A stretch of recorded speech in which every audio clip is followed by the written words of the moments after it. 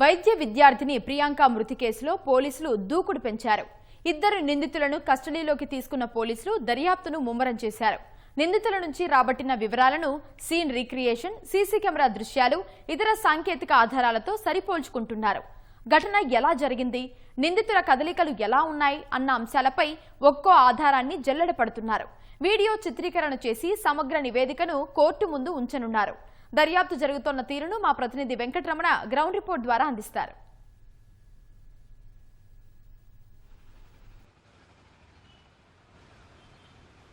రాష్ట్ర వ్యాప్తంగా సంచలనం రేకెత్తించినటువంటి వైద్య విద్యార్థిని ప్రియాంక మృతి కేసులో పోలీసులు దర్యాప్తు వేగవంతం చేశారు. ఎక్కడ కూడా లోపాలకు తావివ్వకుండా చాలా పకడ్బందీగా దర్యాప్తు అనేది ప్రారంభమైంది. దీనికి సంబంధించి ఆగస్టు 3వ తారీఖున రాత్రి 9:40 విజయవాడ ఏవి అప్పారావు రోడ్లో ఉన్నటువంటి ప్రసాదిత్య మాల్ ముందు ఈ ఘటన జరిగింది.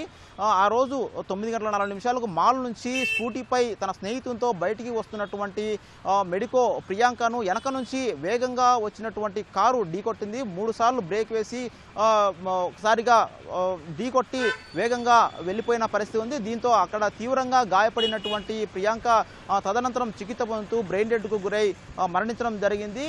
ఈ కేసు సంబంధించి రాష్ట్ర ప్రభుత్వం ప్రతిష్టాత్మకంగా తీసుకుంది. వేగంగా నిర్లక్ష్యంగా మద్యం సేవించి వాహనాన్ని నడిపి మెడికో మృతికి కారణమైనటువంటి నిందితులు ఇద్దరు, జశ్వంత్ అలాగే ఇంకో నిందితుడు జోసెఫ్, ఇద్దరిని కూడా అరెస్ట్ చేసి వెంటనే వారిని రిమాండ్కు తరలించింది. దీనికి సంబంధించి ఈ ఘటనను చాలా ప్రతిష్టాత్మకంగా తీసుకొని చాలా సీరియస్గా తీసుకున్నటువంటి రాష్ట్ర ప్రభుత్వం ఎక్కడా లోపాలకు తావివ్వకుండా నిందితులు మద్యం మత్తులో నిర్లక్ష్యంగా నడిపినందుకు గాను వాళ్ళ కఠిన శిక్ష విధించేలా తగిన చర్యలు అయితే తీసుకుంది. ఈ ఘటనపై రాష్ట్ర వ్యాప్తంగా సంచలనం రేకెత్తించగా నిందితుల్ని కఠినంగా శిక్షించాలంటూ ఇటు ప్రజా సంఘాలు అలాగే విద్యార్థులు అదేవిధంగా ప్రియాంక యొక్క కుటుంబ సభ్యులందరూ కూడా ఆందోళన చేసినటువంటి పరిస్థితుల్లో దీనిని ఎక్కడ కూడా లోపాలకు తావివ్వకుండా అలాగే తప్పు చేసిన వారికి ఖచ్చితంగా శిక్ష విధించేలా ప్రభుత్వం ప్రత్యేకంగా చర్యలు తీసుకుంది. ఈ కేసు ఇన్వెస్టిగేషన్ మొత్తాన్ని కూడా ఐపీఎస్ అధికారి దేవరాజ్ పాటిల్కు అప్పగించింది. ప్రస్తుతం ఏఎస్పీగా ఉన్నారు, సిన్సియర్ ఆఫీసర్గా పేరు తెచ్చుకున్నారు. అతనికి ఈ బాధ్యతలను కూడా అప్పగించిన రాష్ట్ర ప్రభుత్వం దర్యాప్తును వేగంగా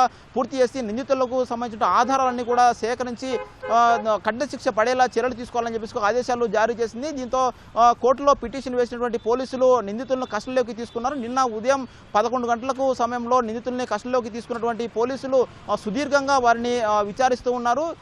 విచారణ అధికారిగా ఉన్నటువంటి దేవరాజ్ పాటిల్ ప్రత్యక్షంగా అక్కడ ఉండి నిందితుల నుంచి ఈ ఘటనకు సంబంధించినటువంటి ప్రతి అంశాన్ని కూడా పూర్తి స్థాయిలో ప్రశ్నిస్తూ వారి నుంచి సమాధానాలు రాబడుతూ ఉన్నారు. ప్రతి ఒక్కటి కూడా నమోదు చేస్తూ ఉన్నారు. పూర్తి స్థాయిలో వీడియో రికార్డింగ్ చేస్తూ ఎక్కడ కూడా చెప్పినటువంటి ప్రతి సమాధానాన్ని కూడా ఎవిడెన్స్ను రూపొందిస్తూ నివేదిక తయారు చేస్తూ వాటిని కూడా నివేదికగా తయారు చేస్తూ ఉన్నారు. ఆగస్టు 3వ తారీఖున జరిగినటువంటి ఈ ఘటన సంబంధించి ప్రత్యేకంగా ఆ రోజు నిందితులు జశ్వంత్ అలాగే జోసెఫ్ ఇద్దరు కూడా మద్యం సేవించి ప్రసాదిత్య మాల్లోకి రావడం జరిగింది. ఇక్కడ సినిమా చూసేందుకు వెళ్లారు. అయితే అప్పటికే మద్యం సేవించి ఉండడంతో ఇక్కడ ఉన్నటువంటి సెక్యూరిటీ సిబ్బంది వారిని సినిమా చూసేందుకు అనుమతి ఇవ్వలేదు. దీంతో వాళ్ళు ఘర్షణ పడ్డారు. అక్కడ ఉన్నటువంటి సెక్యూరిటీ గార్డుపై కూడా దాడి చేసిన పరిస్థితి ఉంది. దీంతో సెక్యూరిటీకి వారికి మధ్య గొడవ జరగడంతో క్రమంలో పార్కింగ్లో వచ్చి పారిపోయేటువంటి క్రమంలో వేగంగా కారును తీసి బయటికి వచ్చే ప్రయత్నం చేశారు. ఈ క్రమంలో మెడికో ప్రియాంక ముందు వెళ్తుండగా వారిని 3 సార్లు గుద్ది అక్కడ యాక్సిడెంట్ చేసి దీన్ని వేగంగా పారిపోవడం జరిగింది. ఈ సంబంధించి ఈ ఘటనలో మొత్తం కూడా సీసీ కెమెరాలను ప్రతి అడుగడుగునా ఉన్నటువంటి సీసీ కెమెరాలను కూడా పోలీసులు సేకరించడం జరిగింది. నిందితులు ఎటువైపు నుంచి వచ్చారు, ఎక్కడ కలిశారు, ఎక్కడ వారికి సంబంధించి గొడవ పడ్డారు, బయటికి ఎలా వచ్చారు ఏంటంటే ప్రతి విషయాన్ని కూడా క్షుణ్ణంగా సీసీ కెమెరాలకు సంబంధించిన ఆధారాలు సేకరించడం జరిగింది. అదేవిధంగా తీసుకున్నటువంటి సీసీ కెమెరాల దృశ్యాలను కూడా వారి ముందు ఉంచి దర్యాప్తు అధికారి ప్రత్యేకంగా ఇది మీరే చేశారా, ఎందుకు గొడవ పడ్డారు, ఎలా జరిగింది ఏంటంటే ప్రతి విషయాన్ని కూడా క్షుణ్ణంగా వారిని అడిగి తెలుసుకుంటూ ప్రత్యేకంగా నివేదిక కూడా తయారు చేస్తున్నారు. అదేవిధంగా నిన్నంతా కూడా ఈ దర్యాప్తు క్రమంగా జరిగి నివేదిక రూపొందించారు. ఆ నివేదికలో చెప్పిన ప్రతి అంశాన్ని కూడా ఇవాళ సీన్ రీక్రియేషన్ చేయడం జరిగింది. ఇక్కడ ఉన్నటువంటి వాళ్ళ నిందితుల యొక్క ఇళ్లకు కూడా పోలీసులు వాళ్ళు తీసుకెళ్లిపోయారు. ఇంటి నుంచి బయలుదేరారు. ఒక్కొక్కరు ఒక్కొక్క ఇంటి నుంచి బయలుదేరారు. వాళ్ళు ఇద్దరు కూడా ప్రసాదిత మాల్కు వచ్చిన కాలంలో వాళ్ళ ఇంటి వద్ద కూడా వెళ్ళిపోయి అక్కడ నుంచి బయలుదేరిన క్రమం, అదే మధ్యలో మద్యం సేవించినటువంటి ప్రాంతము, అదేవిధంగా ప్రసాదిత మాల్కు వచ్చినటువంటి ప్రాంతము, ప్రసాదిత మాల్లోనూ కూడా ప్రస్తుతం మనం చూస్తున్నటువంటి ప్రసాదిత మాల్ దగ్గర ప్రస్తుతం గేట్ వద్ద కూడా ఉన్నాము. ఈ గేట్ వద్దనే ఆ రోజు ప్రమాదం జరిగింది. ఈ వెడల్పుగా ఉన్నటువంటి గేట్ నుంచి బయటకు వస్తున్నటువంటి క్రమంలోనే వెనక నుంచి కారు వేగంగా వచ్చి పారిపోయేటటువంటి నిందితులు పారిపోయేటువంటి క్రమంలో ఇక్కడే ప్రియాంక వాళ్ళ స్నేహితులతో పాటు వస్తున్నటువంటి ఆమెను ఢీకొట్టి దాన్ని ఢీకొట్టి బయటికి వెళ్ళినటువంటి పరిస్థితి ఉంది.